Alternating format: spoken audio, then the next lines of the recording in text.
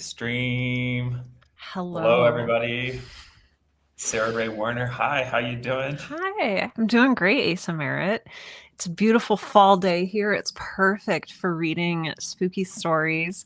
Overcast, gray, leaves falling past my window. I could not be happier. How about you? How are you doing? I love that. I love that. I love fall.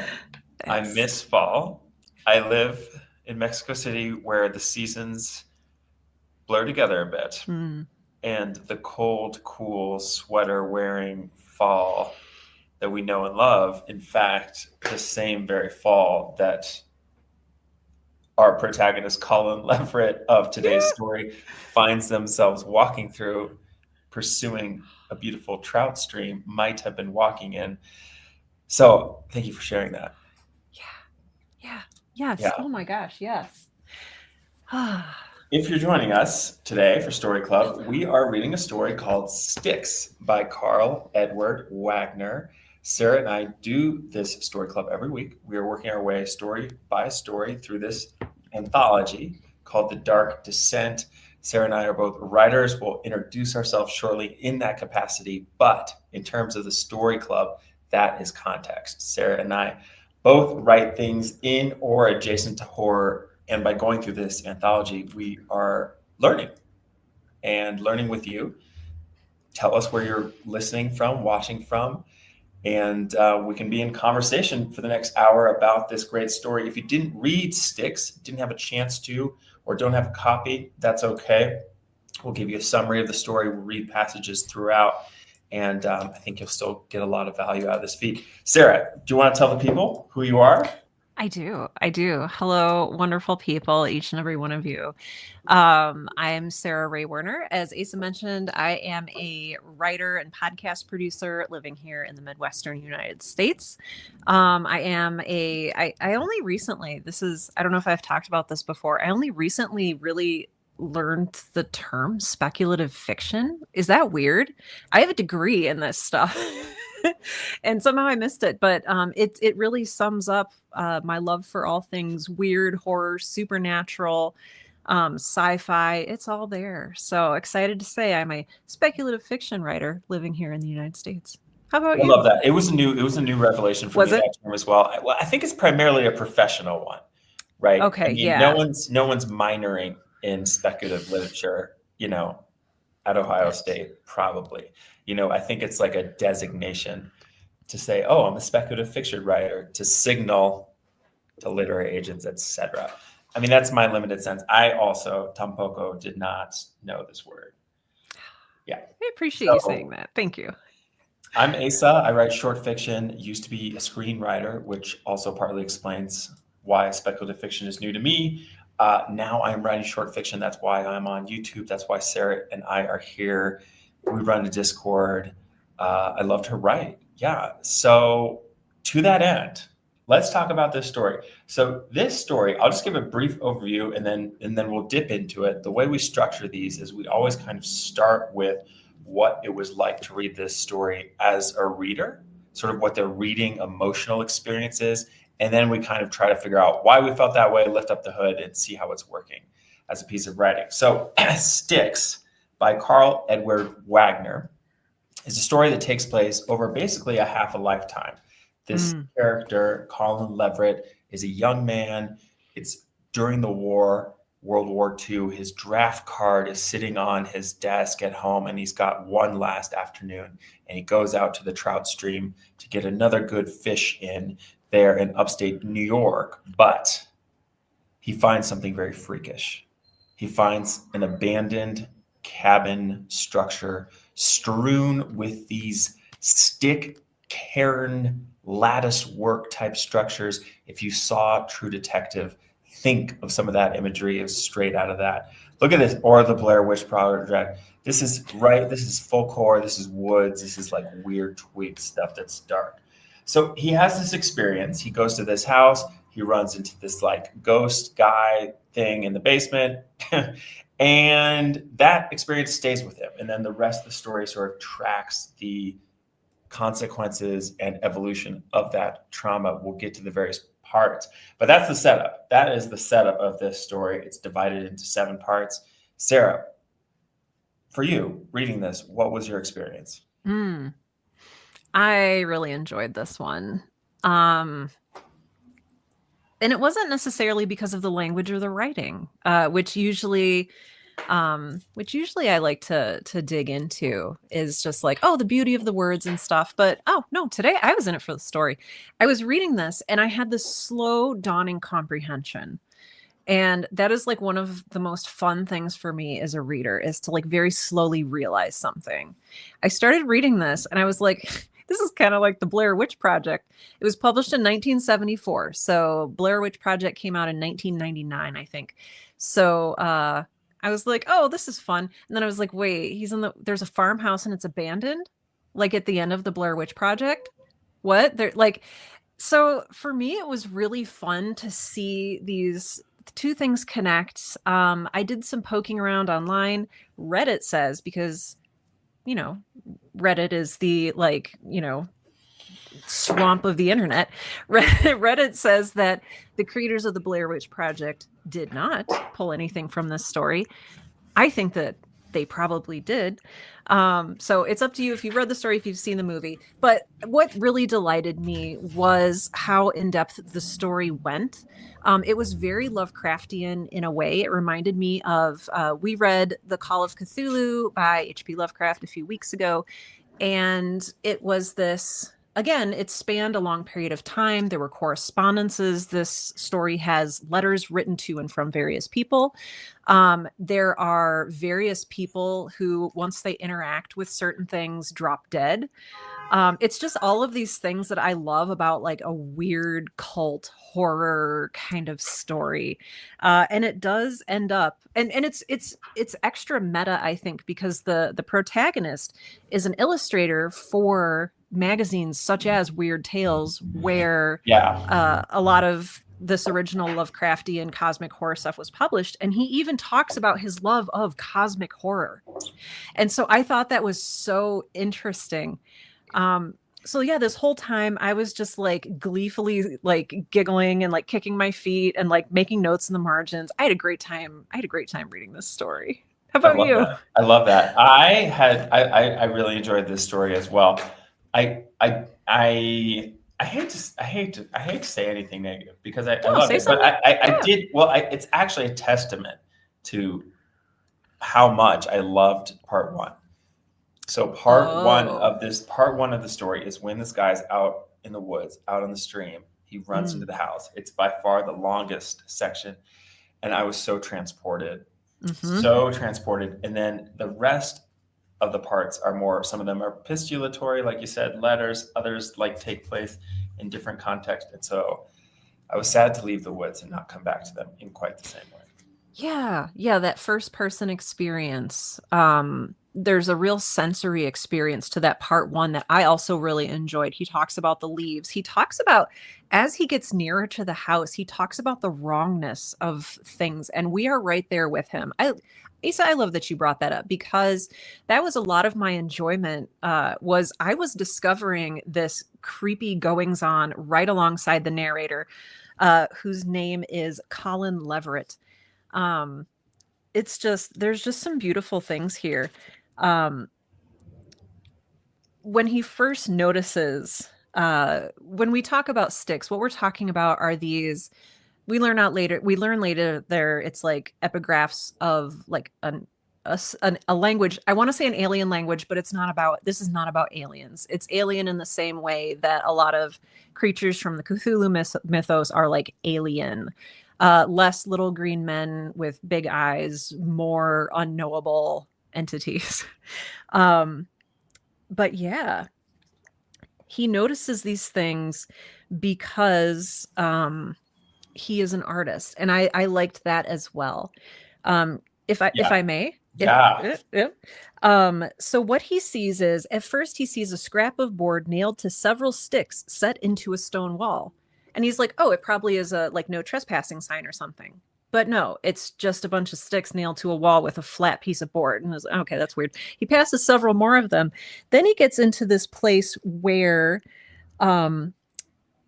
he sees this, let's see, he appreciates the craftsmanship of the work, the calculated angles and lengths, the designed intricacy of the maddeningly inexplicable devices. There is something distinctly uncomfortable about their effect. They're later called bizarre lattice structures that defy description. But he still tries, much like Lovecraft was like, you can't understand this, but I'm going to tell you anyway. Um, some were only one or two sticks lashed together in parallel or at angles. Others were worked into complicated lattices of dozens of sticks and boards. One could have even been a child's tree house. It was built in 3 planes, but it was so abstract and useless it could be nothing more than an insane conglomeration of sticks and wire. And what really struck me here is he says over and over again, I made a note of this, but I don't remember where it was. He doesn't, he is an artist, but he doesn't ever think of these as like art, as like human expression. He's like, he takes out his notebook and he starts sketching them because, he's an artist, because also in 1974, you don't have your little travel camera maybe. But he's looking at what might be someone's private art installation, you might think at first. I don't know, but it never once crosses his mind that this could be art. All he can think about is, why did somebody make this? Like, what purpose are these serving? Why do they make me feel like dread inside? So I don't know. I thought that was interesting for an artist to look at these things and not even remotely think, oh, this could be art. I love that observation. Yeah, because that is the potential options that he does go through are Yes. prank. Yes. Like, is this a prank? Yeah. Is this a child's game? Neither of those are like the first. Like, if you go, these are sculptures, right? Yeah. And like and particularly that an artist fails to even entertain that possibility is totally nuts. Okay, we've got comments coming in. I love this. If you're in the feed, let us know. Give us your thoughts or even impressions based on what you're hearing here. The description of these sticks defy description. Well, not by me because I'm a writer. You couldn't though with your non-writer mind. Anyhow, sticks. Yeah, and then he goes on to tell you about the sticks. Jimmy writes, thanks. That's such a fun trope. It's like, you couldn't understand this, but yeah. But that's such a good point, Sarah. That and he's continually talking about how uncomfortable he is. Right. We saw a lot of the Lovecraftian stuff. Another thing I underlined at some point was angles, unnatural angles. And, that feels like a direct call out to both Lovecraft and potentially Shirley Jackson is all about messed up angles in The Haunting of Hill House. I didn't make the angle or the Shirley Jackson connection. I mean, cool. If I'm remembering right, but yeah, just to echo here's another little sentence then. Was this then the planning room for the madman or educated idiot who had built these structures? Mm-hmm. Right. I mean, just like it's something alien, like you said. Yeah. Jimmy Wright says, did I mention the sticks are spooky? Yes, frightfully. I think too, it's interesting to note too. I had to actually look up a bunch of words, which I don't want to like toot my own horn. I as a writer in my 40s, I have an okay vocabulary. I had to look up several words. So as our protagonist, who I keep wanting to say, is it Colin? Yes, Colin Leverett. As Colin is walking deeper and deeper into the woods, approaching this farmhouse, he sees that the foundation of this farmhouse, which is falling apart, mildewy, and covered in these stick lattice work, creepy figures, he notices that the foundation is made of stone, and that stone foundation of the house is way larger than the house itself. And when he goes inside the house, he sees that the cellar underground is this like stonework, huge space that's like way beyond what a house of that size would need. And this is sort of our first hint that Colin doesn't find this out until later, because he doesn't tell anybody about what happens to him after it happens, because he's leaving for the war and everything's terrible. But at some point, I'd like to talk to you about Dolmen and megaliths and the Bronze Age. But should we first talk about what specifically happens to Colin in this house? Right. It's not a good scene. It's not a good scene.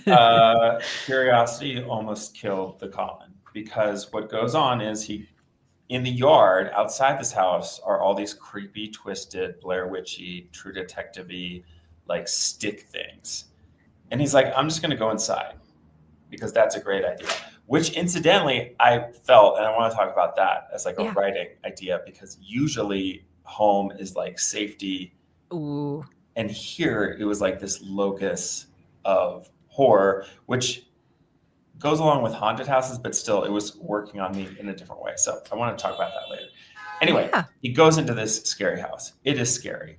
Then he goes down the cellar because, right. And he kind of knows it. He's like, there's no lights. I can't see anything, but I'm going to go down the cellar. He gets down in the cellar. In the cellar, there's a giant stone slab. He approaches it, and then something grabs his wrist. He gets a glimpse of this thing in the sunlight coming through the slats of the cellar door, and it's some kind of like half alive, half dead, is the word it's given. Lich, I believe. Lich. A It lich. was a lich's face. Here it is. It was a lich's face. Desiccated flesh tight over its skull. Filthy strands of hair were matted over its scalp. Tattered lips were drawn away from broken yellow teeth and sunken in their sockets. Eyes that should be dead were bright with hideous life. Yeah, so it's a monster. It's like this like corpse thing. I got all kinds of images for movies at least. That's what happens in the house. He runs, he screams and he runs. He hears footsteps behind him. So whatever was on that table presumably got up and was chasing him, and he ran like hell into the woods and did not think about that. Again, he goes off and fights in World War II, is traumatized like many soldiers were in that war, and comes back and other stuff happens, and then eventually we loop back to that. Yeah. One of my favorite things is like he gets so scared, but then he also has the presence of mind. He's carrying a cast iron frying pan because he was like hoping to catch fish and stuff.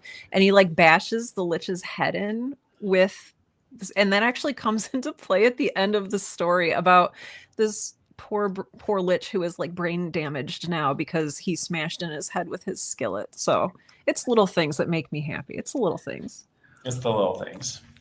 Yeah, and then just for context, what happens? He comes back.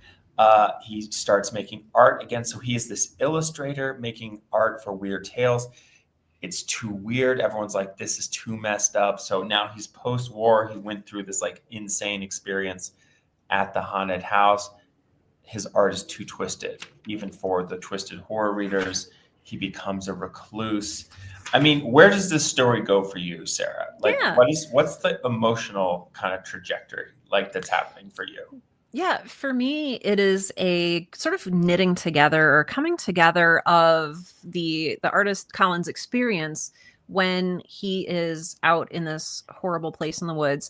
It's a merging of that experience with his life and his career as an artist. So like over time, these two things end up becoming inextricable from each other. This experience literally stays with him and it becomes part of his identity as he moves forward as an artist. And I don't know if I've ever had anything like that, I don't know, insane happen to me that it would like, oh, now my entire, my career is going to be different. He was already a horror and weird story fiction illustrator, but this kicks him to a whole new level. So I think for me, a lot of the story was exploring how did this thing affect this artist? How does he carry it with him? How does he process it? And then, because he doesn't even tell anyone his story until, I want to say, years and years later. Decades later, yes.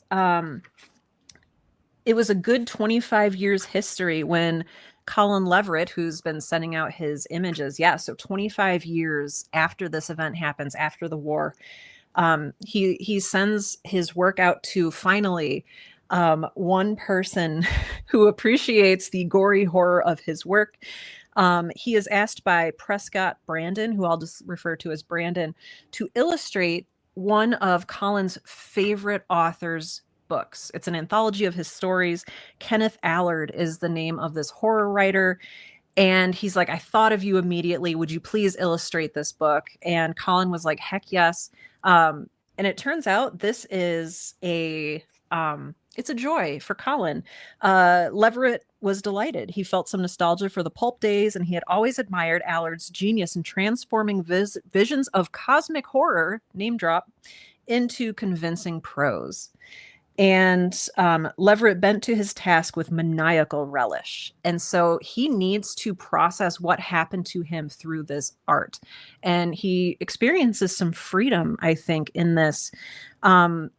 He realizes that in the back of his mind, he's been recalling, their depraved secrets that so reminded him of that spring afternoon at Man Brook, which is where this farmhouse was. Although he had refused to look at it since the day he had staggered in, half dead from terror and exhaustion, Leverett perfectly recalled where he had flung his notebook. And so he hasn't even looked at his notebook of these drawings of these stick figures in over 25 years. Like, he immediately got home, threw his notebook into a pile somewhere, and has never looked at it. And so this is really his first revisitation of the horrors that happened to him decades ago. He began to sketch bits of stick lattice work into his pencil roughs. The sneering faces of Allard's degenerate creatures took on an added shadow of menace. Leverett nodded, pleased with the effect. So he's really merging his own experience with the work that he's doing. So it turns out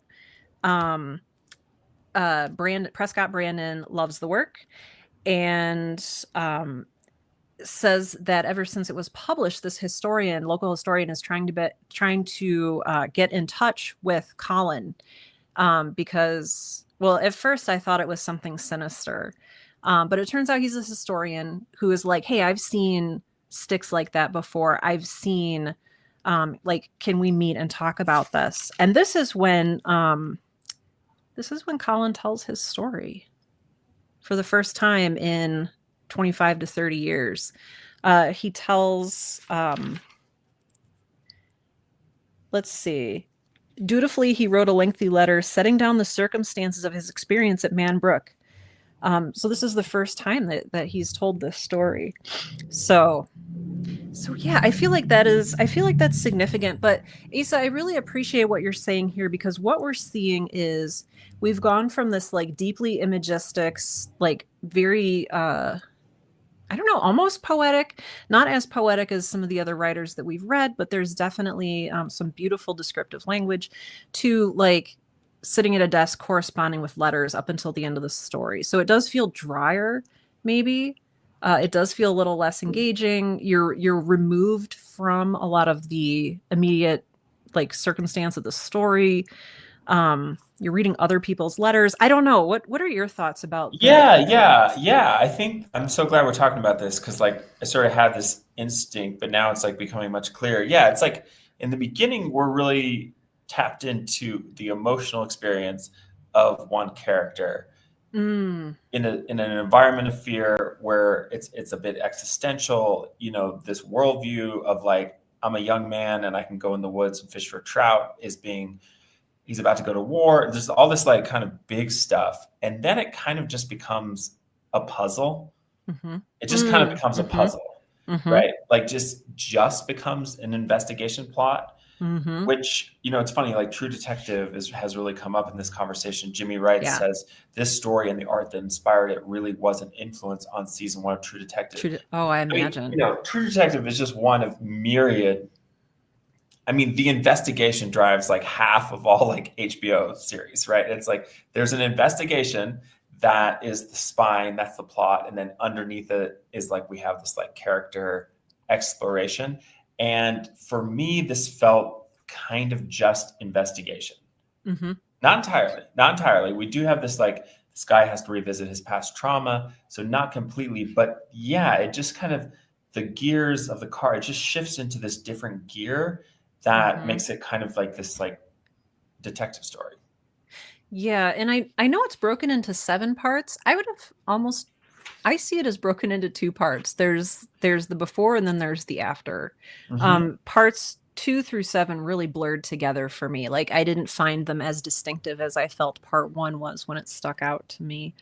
Um, so Yeah, I yeah, just it's didn't like I yeah. just the other all these other characters that come up. So for context, everyone, if you didn't read the story, essentially this guy who initially found these mysterious sticks in the woods then engages with a historian or like a relative of the writer of these short stories, all these kind of dry academic figures that fundamentally, I think, serve the story by providing context and information Mm-hmm. rather than like pushing this character emotionally in any Mm-hmm, kind of mm-hmm, meaningful way. mm-hmm. I mean, I think Mm, inadvertently they do. mm. Inadvertently by like bringing up, oh, I heard you heard about the sticks. Like inadvertently, that's causing an emotional experience for him. But I don't know. I don't know. Yeah, no, that's such a good point. We have such a visceral emotional reaction in that first part that we are then like distanced from up until like the very end of the story, And I'm until gonna the very go. I'm end. gonna go a step further here Yeah, tell me more. with my critique here.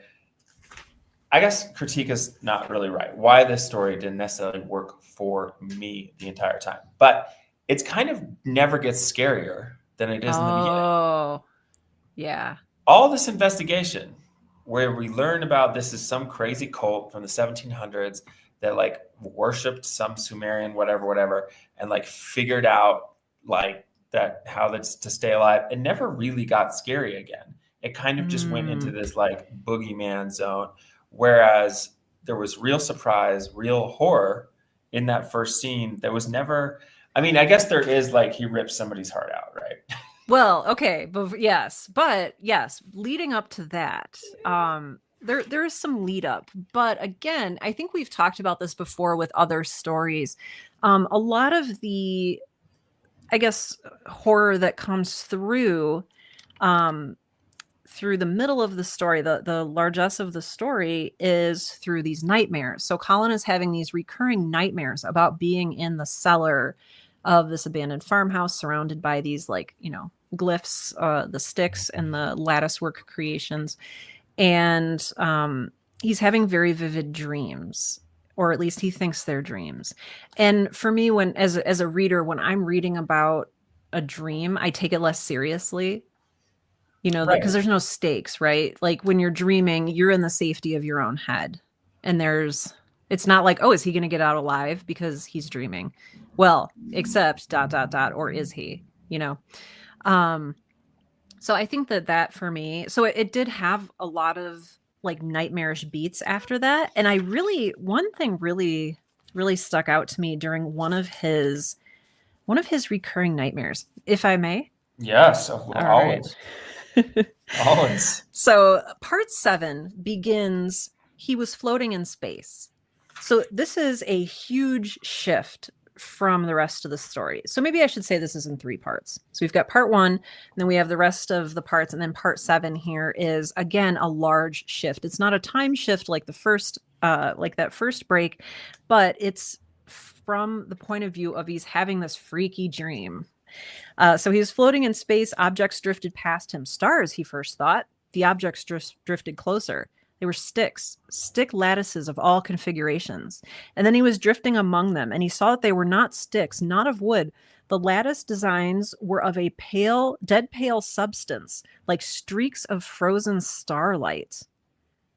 And like he enters this like multi-dimensional maze and like enters, like he's like crawling through tunnels of impossible geometry. So I feel like a little bit of that presence from the beginning of the story returns here, but it's in the context, it's presented to us as the context of a dream. And so yeah, it feels less concerning, less immediate. Yeah, so I very much feel what you're saying there. Yeah. Yeah. I don't know. What else? What else? How else can we enter this story? Yeah, well, I feel like we've talked a little bit about the character of Colin. We enter this story through Colin, again, who is an artist. And I mentioned earlier that, this story is really following how he integrates this experience that happened to him in his art, and which his art is also his career, which I always think is interesting to look at. So basically, the nephew of H. Kenneth Allard, so the horror writer who initially he was commissioned by Brandon to do these illustrations for, says, hey, I found a bunch of my uncle H. Kenneth Allard's manuscripts. They're unpublished, and I'd love for you to illustrate them. It's you are super good, you're important, please do this. And so this nephew's name is Dana Allard, and he and Colin Leverett work together. As they're working together, people start dying, which is always really fun in an investigation. But basically, they get to the point where, after Colin has this dream that I just read an excerpt from,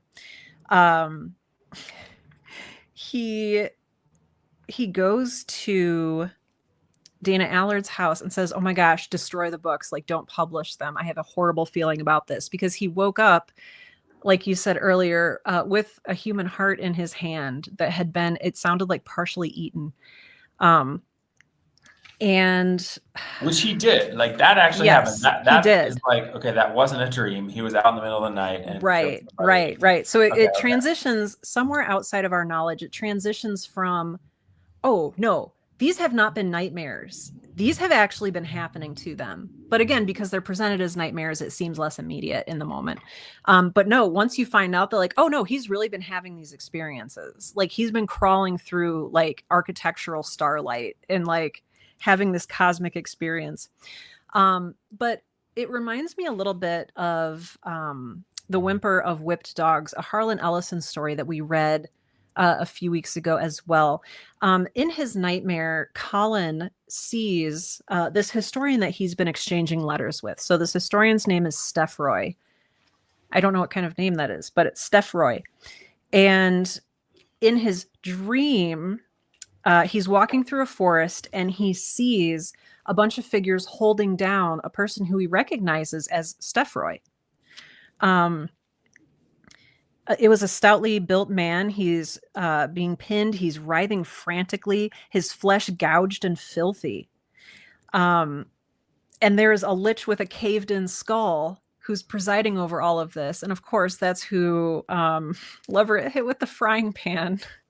I don't know why I think that's funny. It's just like a weird little personal detail that I thought was really cute. But the point that I'm getting at here is that Colin is compelled to take a knife. It's a bronze knife, because Bronze Age, I guess.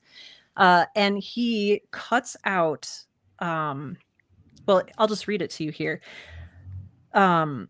Now the lich with the caved-in skull was whispering in his ear, and he tried not to think of the unclean things that peered from that cloven brow, and instead took the bronze knife from the skeletal hand, raised the knife high, and because he could not scream and awaken, because it's not a nightmare, he did with the knife as the tattered priest had whispered.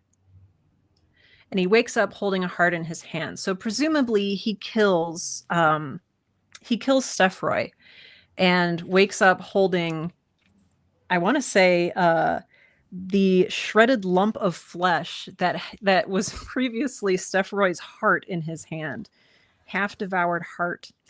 And then, so what I noticed here was there's a sense of helplessness. And I'm remembering in The Whimper of Whipped Dogs, a lot of the point of the story there was, what kind of choice do we have? And it's interesting that in this story, it's presented as though Colin does not have a choice. Like, he's like he's a passenger in this story. Like, he can't scream. He can't, like, wake up. Like, he feels like all he can do is follow their evil instructions. Like, there's not even a mention. Most of it, he doesn't even know what's happening to him. Right. You know what I mean? Yeah. Not only is there no agency, there's no even awareness. Right. And I wonder too if that also helps because he has so much agency at the beginning. Like he finds this place and maybe he's compelled in a way there too. He's compelled to like go into the house and figure out like what is going on with these like sticks and the lattice work and what is up with this creepy basement. But that seems more of a human nature curiosity compulsion, where this is, I don't know, what do you think? Do you think he thought it was okay because he thought it was a nightmare? Like, oh well, as you know, if I like stab this guy, then the If nightmare will be something over and I'll like wake that up. happened to you, right? If you went into a cellar and a zombie essentially grabbed you, I mean, I would, no nightmare would ever surprise me. You know Yeah, what I mean? So that's I would true. expect to have nightmares my whole life. And the most insane nightmare seems like part and parcel with, yeah, you had an impossible, horrific experience. So I think, yeah, I mean, of course he doesn't act because, like, if anything, he doesn't want to give them more emphasis in his life, or at least that's how I kind of feel about the situation. Yeah, yeah. Do you Okay. I also think it's interesting that he continues pulling from the horrors of that night when he went through 4 years of World War II. Like he was in the trenches. None of this, like it's he seems to have come through that unfazed. Unlike this night with the Lich that happened 30 years ago. And okay, so I think that's interesting, and I'm not sure what to make of that other than the writer saying like this experience was, scarier and worse than 4 years of a very like bloody, intense Well, war. I feel like we get, I mean, so part two is when is the war. Yes. When Colin Leverett returned from the war, his friends marked him a changed man. And it goes on to say all the ways has changed. His body has changed, his temperament has changed. And so maybe the war actually, maybe he was like a really strong, robust person psychologically also. Mm, And actually, so maybe while the war mm, didn't, while his principal PTSD remained this horrific experience, maybe the war eroded his yeah. psychic capacity to like keep that at bay.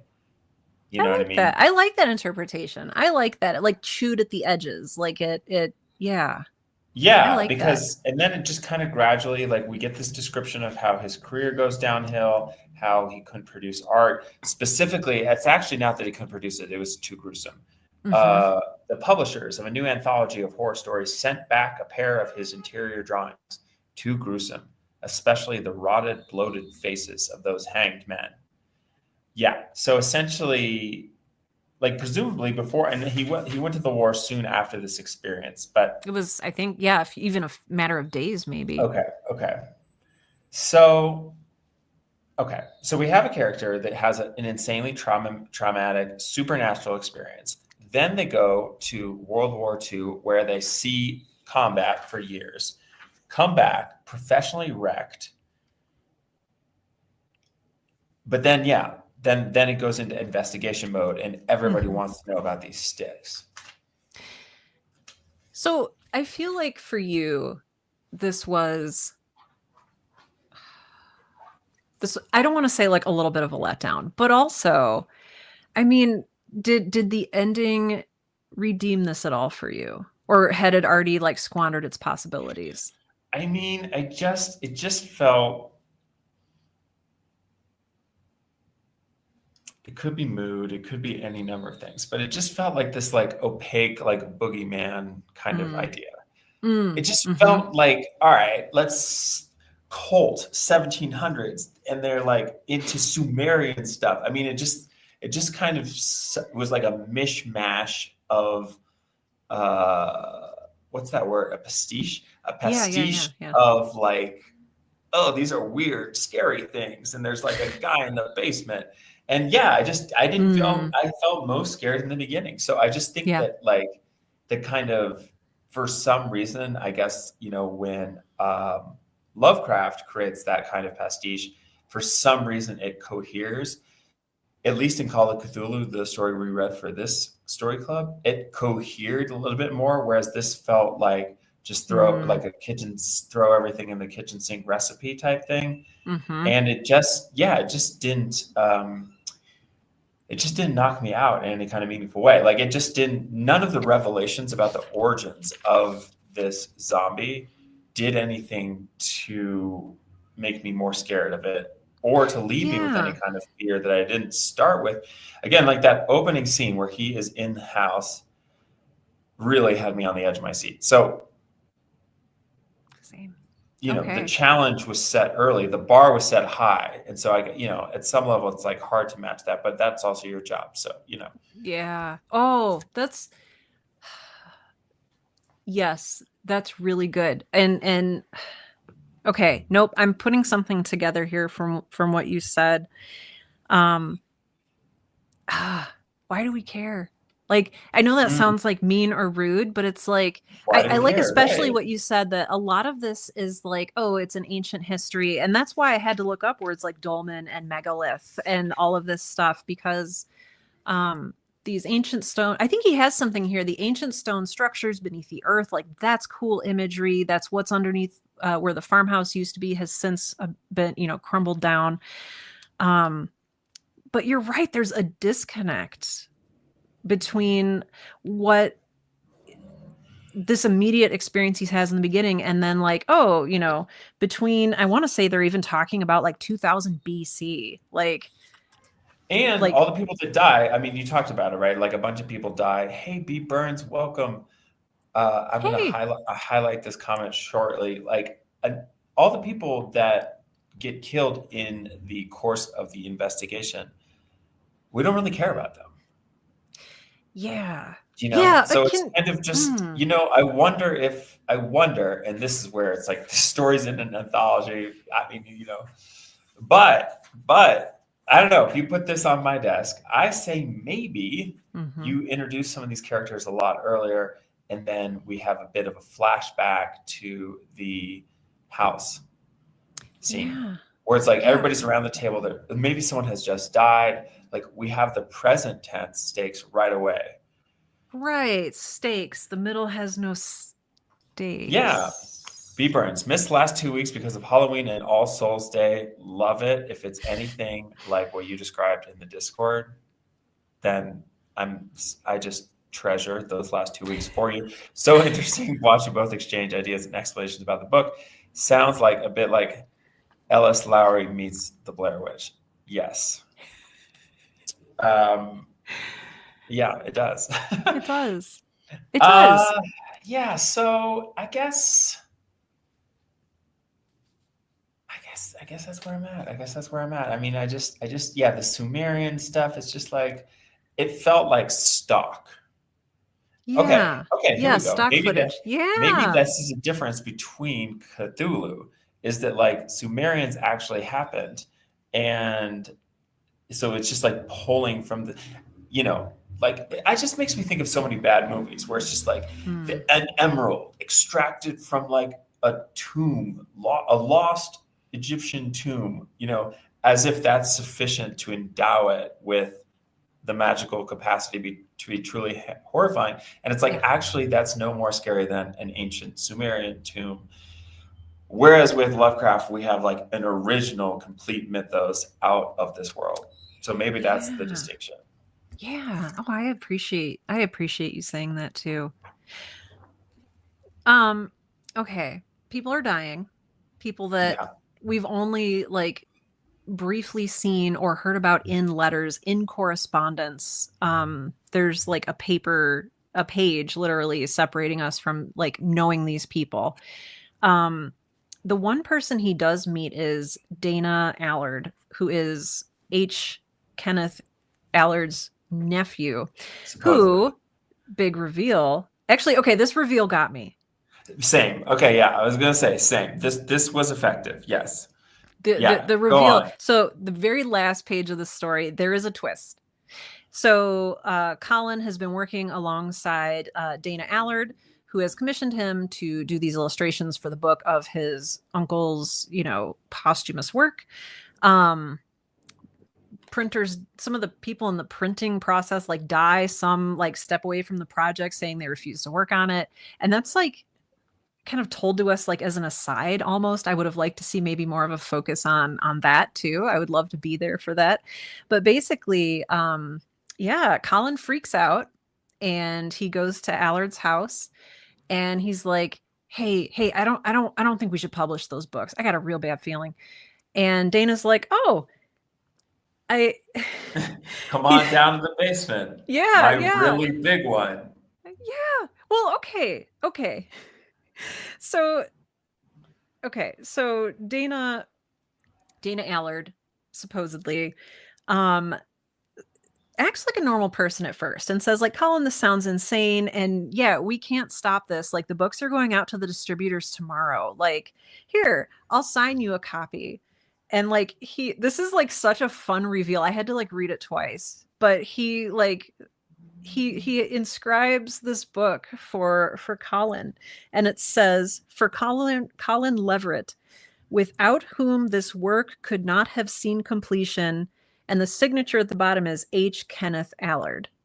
So our reveal here is like, whoa, Dana Allard has been an undead H. Kenneth Allard Right. this whole time. Yeah. It even talks about like Leverett saw places where the hastily applied flesh tone makeup didn't quite conceal what lay beneath.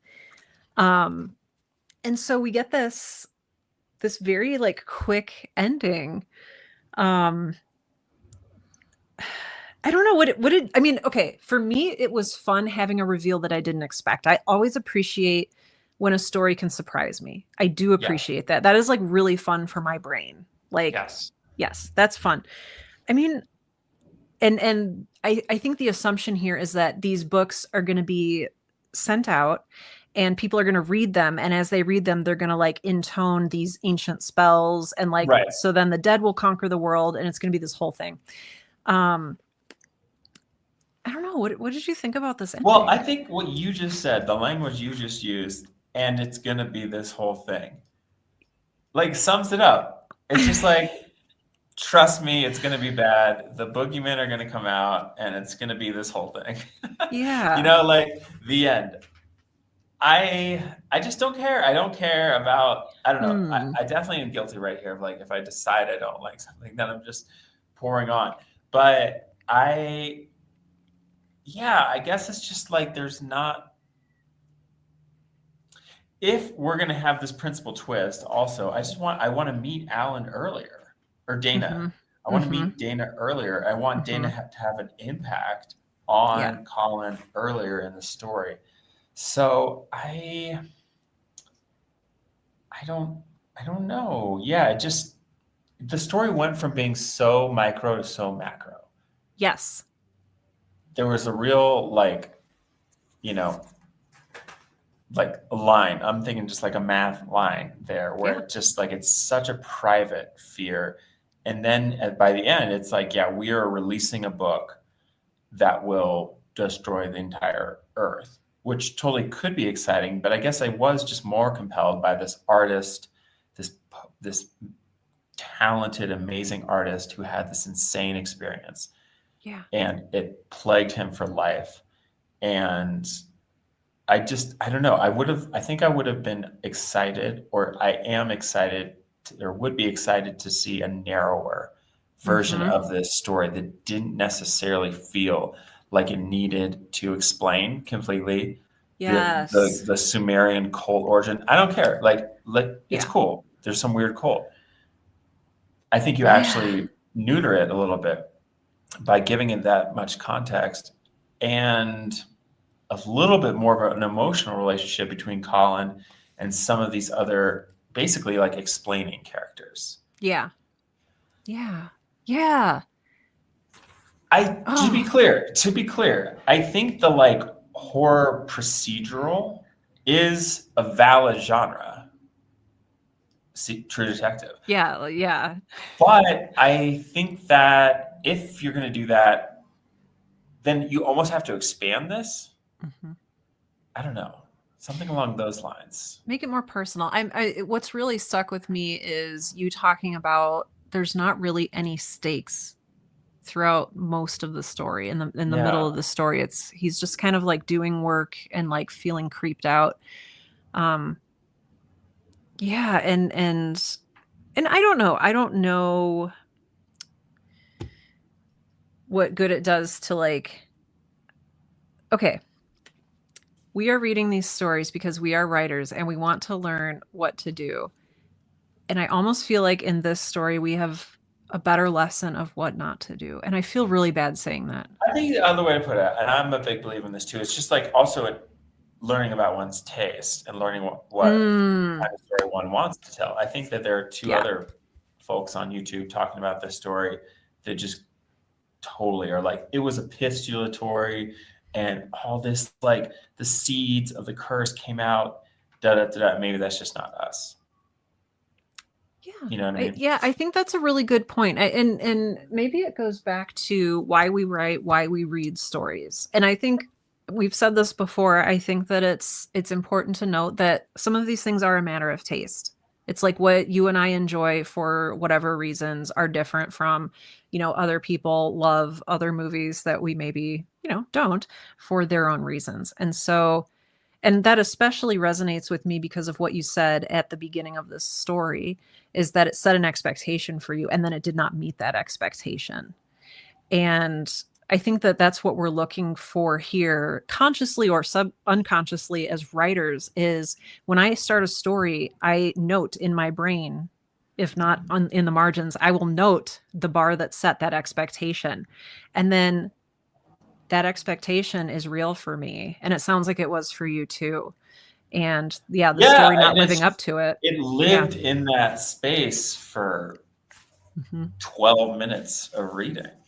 So I really was situated in this, like, for the record, everybody, the first section of this is just awesome. And it just does. It lives in this full core land. And I think the title also, Sarah, Sticks, Oh. is like a great title, but it doesn't really encompass the story. Mm-mm. Mm-mm.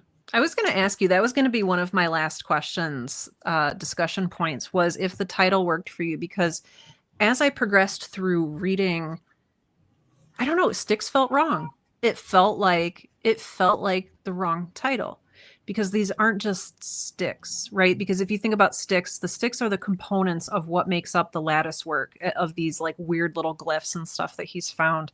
It's not about the sticks at all. Like it's and then, that got me thinking like, oh, is it supposed to be an allusion to the river Styx? Like, oh, he's being pulled Mm. down the river of death.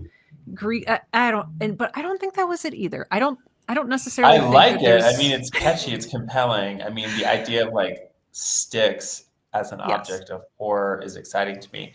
But yeah, I definitely, it suggested it's a similar Hmm. type thing. It suggested a kind of story that it didn't become.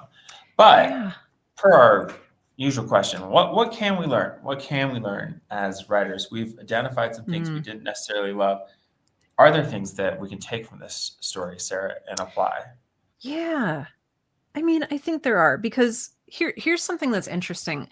I think you are so right. And I had a very similar experience reading this story. But instead of ending up disappointed by it, I ended up, how do I even say this? Hungry for more, but Mm, like not necessarily from this story. So this story like really whetted my appetite and reminded me how much I love stories like this, but did not like end that's cool. satisfactorily. And so uh, I think it's interesting to look at, as far as like taking stuff away from this person's writing. um it's really interesting what elements work and what elements don't work and how to knit that all together. So I feel like I'm coming away from this with an understanding. Um, ooh, we have some good comments coming in that I just saw. Jimmy writes, if you're going to write a Lovecraftian investigative story, you need to stick to the same beats until you're ready to veer off, but that veer had better be good. Yeah. B. Yep. Burns, as writers, do you find it easier to identify what you don't Hmm. want in your work than what you do? Sarah, I'm curious, how would you answer that? Yeah, I think this is such a great. This is something that, okay. I have a degree in writing, and I have a degree in English literature. Something that they never teach you is there's a lot of shoulds, like, oh, you should write like John Cheever, you should write like Flannery O'Connor, you should write like all of these people. But there's never an encouragement to understand what you like by first understanding what you don't like. And I have found that like that has been my truest guide in choosing what I want to read, what I want to watch, and what I want to then create. A lot of that is based so much in what I don't want. Like Girl in Space season 1, there were some things I wanted, but I only clarified what those things were by understanding what I didn't want. So like that's how I went into crafting the story for that. I was like, well, I want to tell a story in outer space, but what I don't want a big laser war, pew pew spaceships. I don't want this to be military focused. I don't. And like once I'd narrowed down all the don't wants, then I realized what I do want is like a nurturing sense. What I do want is character focus. What I do want is more fantasy than sci-fi. And so I don't know. It B. Burns, that's such a good question. And my answer to that is I didn't know what I wanted until I knew what I didn't want. Interesting. Yeah, I What think for about you, me, Asa? I think Yeah. it's a little different for me. I think I am pretty self-selecting with that to read stuff that I really like and Mm. quickly put stuff down that I don't like and kind of just have like the right kind of antennae out for like if I hear enough good things about something from the right constellation of people, I'll read Mm. it and then find out like. But I do think the larger project of having like a vision, whether for a specific Mm. piece or a voice, if you will, I mean, right, that it's much harder. It's much easier to be a critic, right? It's like, oh, I don't like that. It's not good. And it's like, Mm. That's a good okay, point okay, too. make something, right? Right. Like we Right. know, we know these people. We know these people who are just like, oh, that's bad. That's bad. It's like, oh, well, have you tried to make anything, right? So I think that Mm. I could say yes to both ways. Like it's easier to criticize than like realize a vision. But I also don't know. I find stuff I love and get hype about it. Like I've been reading Faulkner all week and I haven't read much Faulkner and I'm just like, I'm just going to devour Faulkner until I'm not hungry of Faulkner anymore, which precludes anything that I don't like. You Right. know what I mean? So I don't know. That's Right. my answer. I appreciate that. That's really good. I appreciate that. So is there anything that you are going to take away from this story for your own writing experience? I think okay, so this continues to like push, I feel, my education in Mm. horror writing. And by what I mean is like, we've talked about this, the Tananarive definition. Mm. Mm. Oh, that's right. Bring that back for us because I I feel like got it her, I got applies. her, I got her Oh, face once here. This is I love it. Tananarive, Love her. uh, Yes. a horror speculative fiction writer. Anyway, her definition of horror writing is something that makes you feel horror. And one thing that I've been kind of engaging with a lot recently in my reading and thinking is like when to omit Mm. and or elide, and when to just say the thing. And this story says the thing a lot. Mm. In that Mm. Mm-hmm. is like he is scared, right? There was something distinctly uncomfortable. Um, you Mm. know, there's so many descriptions of like, and it was scary. I mean, it's poetic and all that, but just saying it's like Yeah. the guy was scared, right? And so Mm-hmm. this kind of traditional horror writing idea of if we care about the protagonist and they feel fear, we will feel fear, Yes. right? And so this story had more of that, where it's just like the person's afraid, and whereas other stories that I've also been appreciating recently do more omission. So this was a good reminder of kind of how effective direct horror writing can be. So I don't know.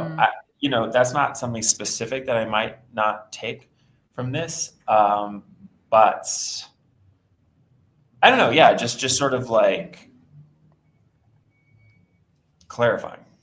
Yeah. Honestly, while you were saying that, all I could think of was like show don't tell. And like I would have liked a lot more showing. And by showing, I'm not strictly talking about visuals. I'm talking about I want to feel what this character is feeling. I don't want to be told he was scared. I want to feel that, he had goosebumps on his arms. I want to feel he had dread like ice in his esophagus or whatever. I'm just making this stuff up. Like I want to feel it. I don't care that he's scared. Right? Yeah, I don't you know. want Yeah. more of what we had in the autopsy. Yeah. Oh, the autopsy changed. Okay, guys, friends, audience. We read an amazing story called The Autopsy for our last story club. And no, 2 ago, because last one was John Charrington's wedding. So 2 stories ago, The Autopsy changed how I write. And I'm only noticing that like weeks later. So I don't know if we but so that story stuck with me. And it's not just because it was so visceral. It was because, I don't know, you know what? It was so visceral. It allowed me to exist as someone else, which for me, I value about stories. Like I was the main character in The Autopsy for however long, and it was a long story. I lived through that experience. I don't feel like I lived through this experience. I feel like I was a passive observer. Ooh, that is. It didn't move me physically. A great observation and a strong indictment. Yeah. Yeah. And it's a little sad because I don't know if you had a chance to read the intro. There's always these insightful little intros. I did. So I looked into this writer, and it just made me really sad, I have to tell you. So Karl Edward Wagner is a young writer committed to the tradition of modern horror and dark fantasy. Like he died shortly after this, and it's it was it's really sad. So I feel like that even set the tone for me for the story. Like this like anthology talks about him, and he did write a lot. He wrote a lot of stuff. He's hugely prolific. But I don't know. There was a sense of like, oh, this young writer has this career ahead of him, and so that maybe even flavored the way that I read this too. So there's a lot going on here. Jimmy makes a good point here. The risk of more direct horror is you could say, here's a scary thing, and your readers will react with, nah, it isn't. Yeah. Yes. I mean, it's right. Yeah. Okay. Jimmy, I like that because for me, horror and comedy have have very similar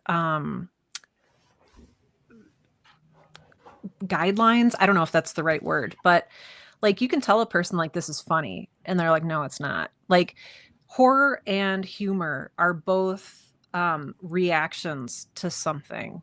And we have a reaction that we feel maybe to something in the first part of the story, but yeah, I'm not having that reaction. It reminds me that like a lot of it too is about timing. Horror and comedy are both so much about timing. And like you said, Asa, the middle of this story reads like a history textbook about ancient Sumerian culture in the Bronze Age and the Earth Mother. Like, yeah. So anyway, sorry, Jimmy, I appreciate your comment. And I think there's a lot to that in both writing horror and comedy. Yeah. Well, I think that's a good place to stop. I think so too. Y'all, next week we have a story called Larger Than Oneself. I'm going to read the first sentence. Here's a little teaser. This is Larger Than Oneself by Robert Aikman. Upon the death of his father, Vincent Kohner got out of mine owning, which had always been the family business, and invested heavily in popular journalism with himself as an editor-in-chief. Well, that's fun because we don't know, no clue that it's a horror story yet. So I know. That's exciting. I kind of love that. The creeping horror story that it's slow burn. Yes. What's going to be revealed? Yes. Oh, thank you. B. Burns says, I enjoyed this session so much. Thank you. We're just happy you're here. Yeah. We're happy you're here, B. Burns. Cool, everybody. Well, let's see. We have a Discord. If you're catching the stream and you enjoyed it, then you might appreciate this Discord server called the Public Writers Workshop, where a lot of folks who come to these streams and writers hang out and help each other. It's like a very cool community that is growing. So you're more than invited. And TBD on time next week, we'll figure this out. But more urgently tomorrow, Sarah, At 10 a.m. Eastern, is that the plan? Yeah, 10 a.m. Eastern, 9 a.m. Central. What does that end up as, like 6 or 7 a.m. Pacific? We're going to Right. do some writing together. We're just going to hang out, maybe talk a little bit about the craft, but mostly it's going to be just a space for us to exist together as writers, get some work done on our projects, which this time of year, it's so easy to let that stuff fall by the wayside. So we want to make sure you have dedicated time and space to work on your passion projects. So join us tomorrow. We'll be right here on the internet and would love to see you. All right. Okay. Have a good day, everybody. All right, friends. See you soon. Thanks for staying up late, B Burns. I know it's late. Yeah, we appreciate it. Bye for now.